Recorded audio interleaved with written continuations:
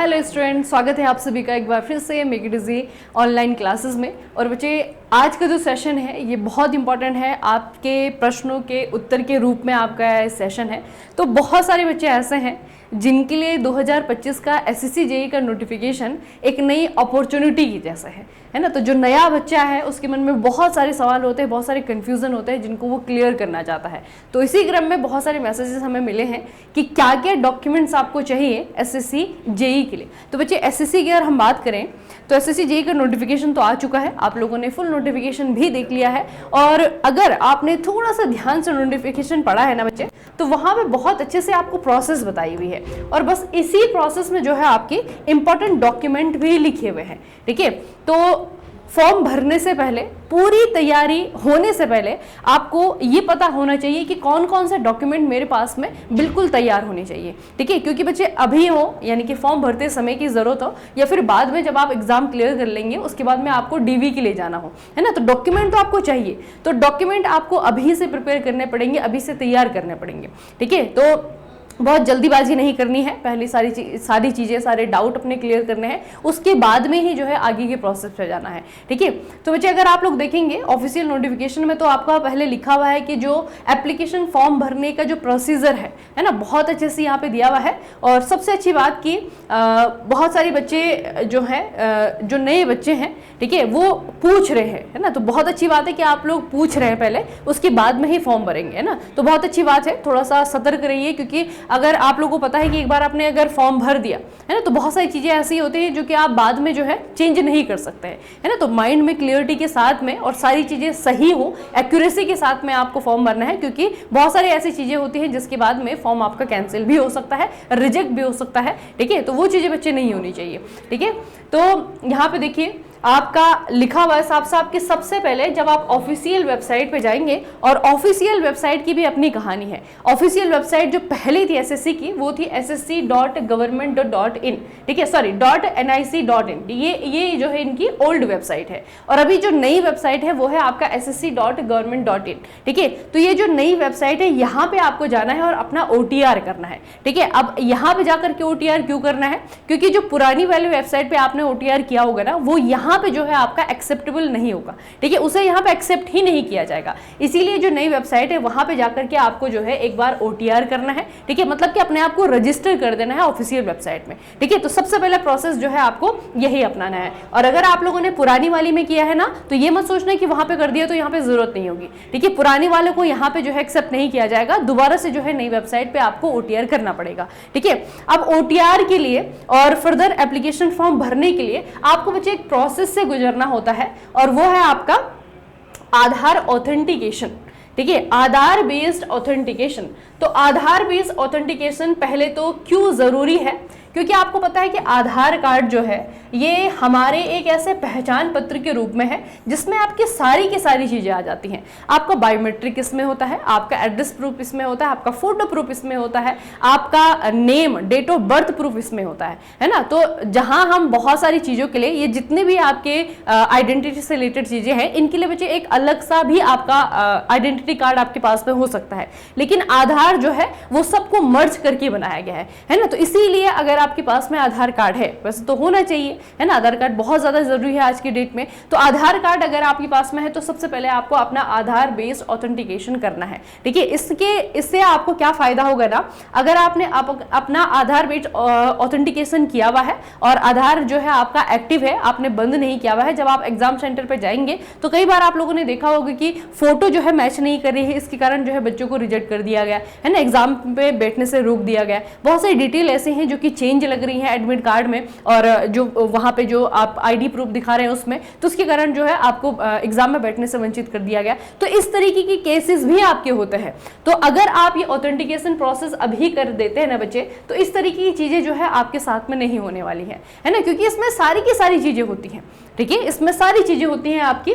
और इसके अलावा बच्चे आपका यहाँ पे देखिए, आप सबसे अच्छी चीज़ ये है कि जो सारी की सारी प्रोसेस है ना, आप एक मोबाइल एप्लीकेशन से भी कर सकते हैं। ठीक है, प्ले स्टोर पे जाइए, जहाँ से आपने इंस्टाग्राम डाउनलोड किया होगा, ठीक है, वही प्ले स्टोर पे आपको जाना है, और वहाँ पे एक मोबाइल एप्लीकेशन है, ये है आपका माई एसएससी। या ध्यान से देखिए, स्मॉल में है माई एसएससी। ठीक है, ये मोबाइल एप्लीकेशन है। इस मोबाइल एप्लीकेशन को आपको डाउनलोड कर लेना है और फिर सारी की सारी प्रोसेस जो है यहाँ से कर लेनी है। बहुत अच्छा इंटरफेस होता है, हैंडी होता है ना, बहुत आसान होता है करने में। हम यूज टू हो गए हैं स्मार्टफोन चलाने के, तो बहुत आसान रहेगा आपके लिए यहाँ से करना। ठीक है, यहाँ से करेंगे और बहुत अच्छा है यहाँ पे कि आपको क्या करना पड़ेगा ना, कई बार फोटो के लिए बहुत सारे बच्चे जो है रिजेक्ट होते हैं, है ना। तो फोटो के लिए रिजेक्ट ना होने के लिए आप अपनी लाइव फोटोग्राफ कीजिए। ठीक है, बहुत अच्छी सहूलियत बच्चे आपको दी गई है कि अगर आप ऑफिशियल वेबसाइट पे या फिर इनके ऐप से अगर आप लोग कैप्चर करते हैं ना, मतलब अपनी फोटो जो है आप कैप्चर करते हैं, फोटो अपलोड करना चाहते हैं, तो आपको जो है रियल टाइम फोटोग्राफ कैप्चर करने की भी सुविधा दी गई है। ठीक है, अब जब आप फोटो खींचेंगे अपना, तो थोड़ी सी चीजों का आपको ध्यान रखना है ना। एक तो देखने में ही लग जाएगा आपको कि कैमरे की क्वालिटी कैसी है ना, ब्लर फोटो नहीं होना चाहिए। ठीक है, बिल्कुल क्लियर जो है आपका फोटो होना चाहिए। उसके अलावा candidate should not wear a cap, टोपी पहन के फोटो नहीं खिंचाना है। ठीक है, आपका मास्क या ग्लासेस पहन के, स्पेक्टिकल्स पहन के जो है आपको फोटो कैप्चर नहीं करना है, चाहे आपकी आंखें कितनी कमजोर है। ठीक है, आपको चश्मा पहन के बच्चे फोटो नहीं खिंचाना है। यहाँ पे बहुत अच्छे से जो है एसएससी ने अपने नोटिफिकेशन में दिया हुआ है कि अगर इस तरीके की फोटो होंगी ना तो आपको रिजेक्ट कर दिया जाएगा। ठीक है, तो इस तरीके की फोटो मत खिंचाना। ये देख रहे हैं ना आप। ठीक है, एक तो अपर बॉडी का पार्ट होना चाहिए, फेस जो है बिल्कुल अच्छे से जो है आपका चमकना चाहिए, दिखना चाहिए कि आपके नैनक्स कैसे हैं, है ना, ताकि जब आप एग्जाम हॉल में जाए तो ये ना लगे कि आपका कोई दूसरा भाई आ गया है, कोई दोस्त आ गया एग्जाम देने के लिए, है ना, ये नहीं होना चाहिए। तो यहाँ पे बच्चे आपका इस तरीके का फोटो है। इनमें से जो भी आपको यहाँ पे दिख रहा है ना, ये देखिए, ये बहुत बड़ी गलती करते हैं बच्चे, ये सेल्फी खींच करके डाल दिया, है ना। सेल्फी खींच के नहीं डालना है, अच्छी सी जो पासपोर्ट साइज की फोटो है ना, वो जो है आपको डालनी है। और इस तरीके से ये देखिए, ये आपके ग्लासेस पहन के डाल दिया है, टोपी पहन के डाल दिया है, ये नहीं होना चाहिए बच्चे। ठीक है, नहीं तो फॉर्म रिजेक्ट हो जाएगा। और बहुत छोटी सी मामूली सी बात होती है आपकी, है ना, कि फोटो जो है इस तरीके से आपने डाला है। तो सबसे अच्छा ऑप्शन यही है कि जो आपका रियल टाइम कैप्चरिंग की जो सुविधा आपको दी गई है ना, उससे जो है आपको ये करना है। एक तो आपका फोटो हो गया जो बिल्कुल नया होना चाहिए, दूसरा जो है आपका सिग्नेचर है। तो सिग्नेचर पहले तो आपको कंफर्म होना चाहिए कि हाँ यही मेरा सिग्नेचर है, और उसका भी जो है क्लियर फोटो लेकर के जो है आपको अपलोड करना है ना। तो दो चीजें बहुत ही सावधानी से जो है आपको अपलोड कर लेनी है आपकी। सबसे पहले तो सबसे बेसिक डॉक्यूमेंट आपकी यही है। ठीक है, और आधार कार्ड बच्चे सभी के पास में होगा, तो आधार कार्ड की जो ऑथेंटिकेशन प्रोसेस है वो जो है आपको कर लेनी है। और उसके बावजूद भी अगर कोई बच्चा ऐसा है कि जिसके पास में आधार कार्ड नहीं है, तो वो जो है कौन कौन सी आईडी कार्ड का इस्तेमाल कर सकता है। तो उसके लिए बहुत सारी लिस्ट जो है आपके एसएससी के नोटिफिकेशन में आपको मिलेगी। आपका वोटर आईडी कार्ड हो गया, ड्राइविंग लाइसेंस हो गया, पेन हो गया, पासपोर्ट हो गया, स्कूल कॉलेज का आईडी कार्ड हो गया, है ना। तो बेसिकली बच्चे 3-4 चीजों की प्रूफ हमें चाहिए होती है। एक हमारा एड्रेस प्रूफ, है ना, तो एड्रेस जिसमें आपका है, एड्रेस के लिए वो दिखा सकते हैं। ठीक है, आपका फोटो जिसमें हो, है ना, तो फोटो ऐसा हो आपका ये नहीं कि कोई भी आपका आईडी कार्ड है या कोई भी आपका दूसरा जो आइडेंटिफिकेशन कार्ड है उसमें फोटो जो है कई सालों पहले का लगा हो, है ना, तब जो है आपको दिक्कत हो जाएगी। तो इसीलिए थोड़ा सा ये आपको करना है कि रियल टाइम जो आपका फोटो है वो कैप्चर कर लेना है। ठीक है, और अच्छे से जो है आपका अगर आधार कार्ड नहीं भी है तो फोटो आपका नया होना चाहिए, और ये जो है चीजें आपकी लग जाएंगी ना। इसमें आपका एड्रेस प्रूफ भी आ जाता है, किसी में जो है आपका आपकी डेट ऑफ बर्थ प्रूफ हो गया, है ना, वहां पे जो आपकी चीजें आपके इस्तेमाल हो जाएंगी। ठीक है, तो अगर आपके पास में आधार नहीं है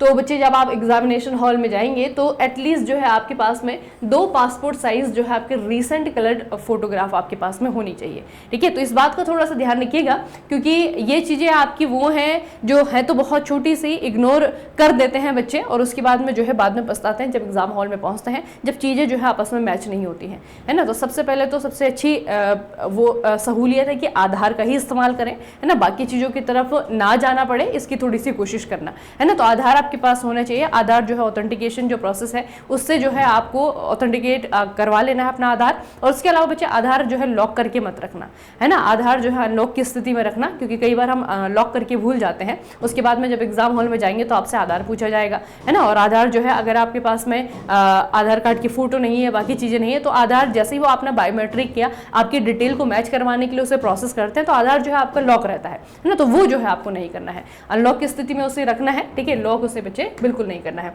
जो आधार कार्ड की ऑफिशियल वेबसाइट है ना, वहां पे जाकर के उसे जो है आप अनलॉक कर सकते हैं। तो ये तो बहुत बेसिक सी चीजें हो गई, है ना। जो डॉक्यूमेंट ऐसे हैं जो आपको चाहिए जब आप फॉर्म भरते रहेंगे ना, उस समय जो है आपको ये चाहिए।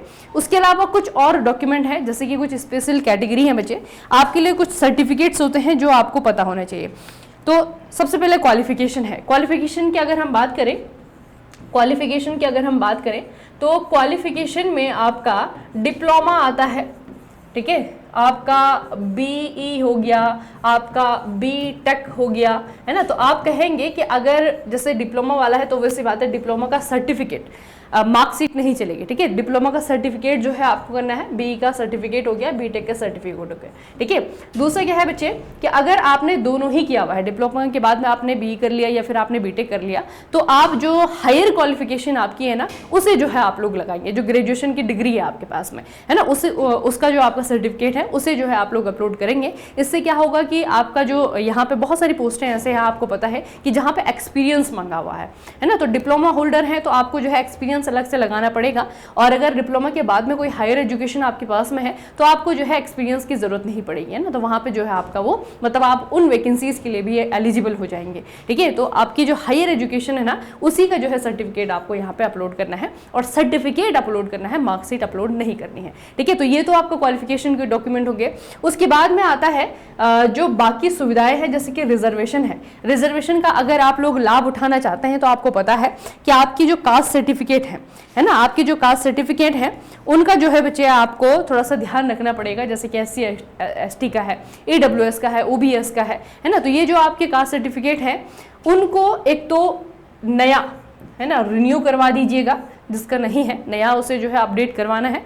दूसरा जो है वो सेंटर लेवल का हो, ठीक है, सेंटर लेवल के जो है ना वो जो है आपके बच्चे हों, क्योंकि बहुत ज़्यादा फायदा मिलता है सेंट्रल, मतलब फ़ायदा ऐसे नहीं कि एक्स्ट्रा मिलेगा, लेकिन बहुत सारे एग्जाम में या फिर बहुत सारे डॉक्यूमेंटेशन में जो है कई बार स्टेट वाले जो आपके होते हैं ना, उनको जो है आपका रिजेक्शन देखना पड़ता है ना। तो सेंट्रल लेवल का हो, एक तो ये कोशिश करना, नए हो, क्योंकि बहुत सारी डिटेल जो है आपकी चेंज होती है, उसका जो प्रारूप है वो भी चेंज होता है ना। तो वो जो है आपको बच्चे ऐसा करना है। और आप अगर देखना चाहते हैं ना कि मेरा जो OBC सर्टिफिकेट है या फिर मेरा जो SC ST का सर्टिफिकेट है वो एलिजिबल है या नहीं, वो जो है नया है या नहीं, ठीक है, तो उसका प्रारूप कैसा होना चाहिए। तो SSC की जो ऑफिशियल नोटिफिकेशन है उसमें जो लास्ट में जो है सारी ही जो सर्टिफिकेट है उनका प्रारूप दिया हुआ है ना। तो उससे मैच करा के आप लोग देख सकते हैं कि यार ये सिमिलर है या नहीं है, मुझे रिन्यू करवाना है या नहीं कराना है ना। तो ये जो है आपका होना चाहिए नया हो और सेंट्रल लेवल का हो, ठीक है। और सारे के सारे जो जिस भी कैटेगरी में आप जो है क्लेम करने जाएंगे वो सर्टिफिकेट आपके पास में होना चाहिए, ठीक है। दूसरा बच्चे आपका जो दिव्यांग बच्चे हैं, है ना, तो दिव्यांग का जो सर्टिफिकेट है वो भी आपके पास में होना चाहिए, उसका भी बहुत अच्छा प्रारूप जो है ऑफिशियल नोटिफिकेशन में आपको देखने को मिल जाएगा, ठीक है। और उसके अलावा एक और चीज जो है बना लीजिए, बहुत समय नहीं लगता है उसे बनाने में, जिन बच्चों का नहीं है, जो नए बच्चे हैं, आपके लिए बच्चे आपका इनकम सर्टिफिकेट, ठीक है, आपका तो नहीं है लेकिन पापा का इनकम सर्टिफिकेट, ठीक है, मतलब फैमिली का इनकम सर्टिफिकेट जो है ये भी जो है आपके पास में होना चाहिए बच्चे, ठीक है। तो ये कुछ डॉक्यूमेंट्स है जो आपको तैयार कर लेने हैं, ठीक है। आपकी कहीं पे रिजर्वेशन के लिए क्लेम करते हैं तो उसके लिए जो है चाहे OBC का है, चाहे EWS का है, चाहे आपका SC ST का है, सब जो है बिल्कुल नए प्रारूप के अनुसार हो, ये कोशिश करना, उनको रिन्यू करवा देना, बहुत ज़्यादा समय नहीं लगता है। अभी तो जो है आपके पास में काफ़ी समय इसे भरने के लिए, है ना। तो नई चीज़ें हों, अपडेटेड चीज़ें हों, पुरानी चीज़ों के साथ में जो है फॉर्म मत भरना, है ना, गलती मत करना। कई बच्चे जो है आपका फ़ोटो पुरानी लगा देते हैं, है ना। तो फ़ोटो तो बच्चे बिल्कुल भी ये गलती मत करना कि फ़ोटो जो है आपने पुरानी लगा दी। एक समय के लिए जो है आपका ये चल जाएगा, क्योंकि ये वाली चीज़ें जो है आपकी बाद में चेक की जाती है ना। लेकिन पहले ही चरण में जब आप एग्जाम देने जा रहे हैं और एग्जाम हॉल में बैठने जा रहे हैं तो आपका जो फोटो है और जो आपका एडमिट कार्ड में फोटो आएगा, है ना, तो वो अलग ना हो बहुत ज़्यादा, है ना। तो वो जो है बिल्कुल रियल होना चाहिए और अभी का हो, 5-6 साल पहले का ना हो, ठीक है। तो कोशिश करना बच्चे ऐसा करने की, है ना। तो वो चीज़ें बच्चे आपको थोड़ा सा ध्यान में रखनी है। बाकी तो DV के टाइम पे आपके बहुत सारे सर्टिफिकेट लगते हैं, लेकिन अभी जो आपको सर्टिफिकेट चाहिए, अभी जो डॉक्यूमेंट्स आपको चाहिए वो ये डॉक्यूमेंट्स है। इनमें जो आधार कार्ड है वो आपका बहुत ज़्यादा इंपॉर्टेंट है, ठीक है। आधार में जो है आपका किसी प्रकार के चेंजेस हैं वो आपको पहले ही कराने चाहिए थे, है ना। तो आधार में अगर कोई आपका चीज़ गलत हुआ है तो उसे आपको पता होगा कि आपके क्षेत्र में कितना समय लगता है उसको करेक्ट करवाने में, है ना, उसको जो है आपका ठीक करवाने में। तो अगर ठीक हो रहा है समय से तो उसे ठीक करवाने के बाद में जो है नए आधार कार्ड के साथ में, नई डिटेल के साथ में जो है आपको उसके साथ में ही जो है आपका फॉर्म भरना है ना। कोई भी चीज़ गलत हो जाती है, कभी कभी नाम की स्पेलिंग, कोई भी चीज़ आपकी गलत हो रखी है तो उसे सही करवा करके जो है आपका वो ऑनलाइन अपडेट होता रहेगा, लेकिन सही करवा दीजिएगा उसे, है ना। उसके बाद में जो है आप अभी 1 महीने के समय आपके पास में होगा फॉर्म भरने के लिए, ठीक है। तो उसके बाद जो है आप आधार कार्ड के साथ में अच्छे से उसे उसका ऑथेंटिकेशन करवाने के बाद में अपना फॉर्म भरिएगा, ठीक है। और फोटो के लिए सजग रहिए और अपना जो सिग्नेचर है उसके लिए सजग रहिएगा, ठीक है। और बाकी चीज़ें आपकी नहीं होनी चाहिए, जो भी आपके क्लेम वाले जो आपके सर्टिफिकेट हैं और आपका जो एजुकेशनल क्वालिफिकेशन है ना, उस पर थोड़ा सा फोकस करिएगा, अच्छे से जो है उसे देना है आपको, ठीक है। मतलब सर्टिफिकेट हो, सर्टिफिकेट नहीं है तो सर्टिफिकेट लेकर के आ जाइए। वैसे भी आपका जो नया सत्र है वो स्टार्ट हो चुका है, तो पुराने सत्र का सर्टिफिकेट भी आपको मिल चुके होंगे ना, जिन्होंने रिसेंट भी किया है उनको मिल चुके होंगे। तो अपना सर्टिफिकेट ही आपको यहाँ पे अपलोड करना है, मार्कशीट अपलोड नहीं करनी है, ठीक है। चलिए बच्चे, तो ये जो इंपॉर्टेंट डॉक्यूमेंट की जानकारी रही। इंपॉर्टेंट डॉक्यूमेंट के अलावा आपको तैयारी करनी है ना, तो ये तो अभी शुरुआती तैयारी हमारी एग्जाम के लिए। अगर आपको एसएससी की कंप्लीट प्रिपरेशन करनी है, ठीक है, तो जो सिविल वाले बच्चे हैं ना, सिविल वाले बच्चों के लिए जो है आपका मेक इट इजी सिविल हमारा प्लेटफॉर्म है। वहाँ पे अगर आप लोग जाएंगे तो वहाँ पे जो है इस तरीके से आपका प्री और मेंस दोनों की, ठीक है, ये जो बैच है ना, ये आपको प्री और मेंस दोनों की ही तैयारी करवाएगा और टेक्निकल और नॉन टेक्निकल दोनों की ही तैयारी करवाएगा। तो बहुत अच्छे ऑप्शंस के रूप में जो है आपको ये बैच मिलता है एसएससी जेईई के लिए, ठीक है। जो मैकेनिकल वाले बच्चे हैं आपके लिए मेक इट इजी मैकेनिकल है, आपके लिए रिकॉर्डेड बैच है जहाँ पे कि टेक्निकल और नॉन टेक्निकल दोनों का ही कंटेंट आपको मिलेगा।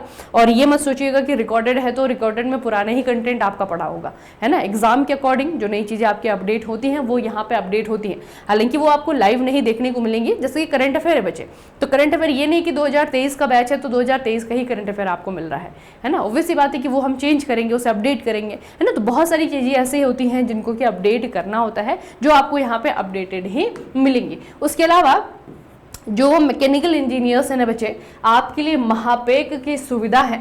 आप किसी भी इंजीनियरिंग एग्जाम की तैयारी कर रहे हैं, उसमें आपका स्टेट का हो सकता है, कोई पीएससी हो सकता है, एसएससी हो सकता है, आरआरबी हो सकता है ना। और बहुत सारे बच्चे ऐसे होंगे जो कि सभी एग्जाम के प्रिपरेशन जो है आपका साथ में कर रहे होंगे, तो आपके लिए बहुत अच्छा ऑप्शन है आपका महापेक, है ना। इसके अंदर आपने अगर खुद को इनरोल कर दिया तो उसके बाद में कोई और कोर्स लेने की आपको ज़रूरत नहीं होती है, क्योंकि इसके अंदर जो है ये वन सॉल्यूशन है हर प्रॉब्लम का, ठीक है। तो ये बच्चे आपका एक बहुत अच्छा एक तरीके से ऑप्शन है आपके लिए, make it easy mechanical mobile application है, वहाँ पे जाकर के आपको मिल जाएगा, ठीक है। चलिए फिर आज के सेशन को यहीं पे समाप्त करेंगे। एसएससी जेईई 2025 के रिगार्डिंग कोई भी क्वेश्चन आपके मन में है, ठीक है, खास करके डॉक्यूमेंट से रिलेटेड, तो वैसे तो बहुत सारी चीज़ें क्लियर कर दी हैं, लेकिन अगर फिर भी कोई डाउट आपके मन में रह जाता है तो आपको इस वीडियो के कॉमेंट सेक्शन में कॉमेंट करके पूछ लेना है कि मैडम ये वाली चीज़ें मुझे समझ में नहीं आई हैं, ठीक है। वहीं पर आपको रिप्लाई कर दिया जाएगा, ठीक है। चलिए फिर आज के सेशन को यहीं पे समाप्त करेंगे, मिलेंगे फिर नेक्स्ट सेशन में। तब तक के लिए पढ़ते रहिए अपना खूब सारा ख्याल रखिएगा। आप सभी का बहुत बहुत धन्यवाद।